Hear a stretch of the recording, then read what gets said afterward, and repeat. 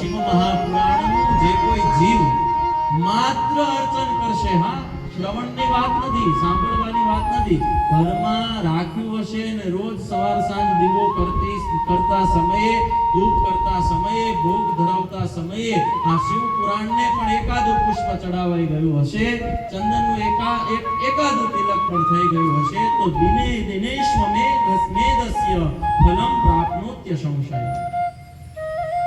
એ જીવને એક એક દિવસે એક અશ્વમેધ યજ્ઞનું ફળ પ્રાપ્ત થશે. એક સામાન્ય સવારથી સાંજ સુધીનો લઘુરુદ્ર જેનું જીવનમાં કેટલું મોટું ફળ હોય તમે વિચારો કે આવા અશ્વમેધ જેવા યજ્ઞનું ફળ માત્ર શિવ મહાપુરાણના દર્શન કરવાથી, હા શિવ મહાપુરાણનું અર્ચન કરવાથી આપણને સૌને પ્રાપ્ત થાય. તો હવે એને સાંભળીએ, એને હાથમાં લઈએ, એના શ્લોકો ગાઈએ, એના શ્લોકોનું આ જીભથી ઉચ્ચારણ કરીએ ત્યારે કેવા પુણ્યની પ્રાપ્તિ થશે.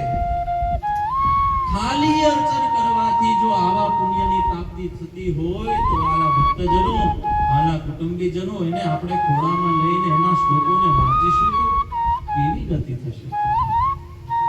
એક અશ્વમેધ યજ્ઞનું ફળ પ્રાપ્ત કરવું હોય આ શિવ પુરાણ ગ્રંથના રૂપમાં સાક્ષાત નિષ્કલંક મહાદેવ છે, એમને એકાદું પુષ્પ અને એકાદું ચંદનનું તિલક થઈ જશે, એક અશ્વમેધ યજ્ઞની આપણને પ્રાપ્તિ થશે.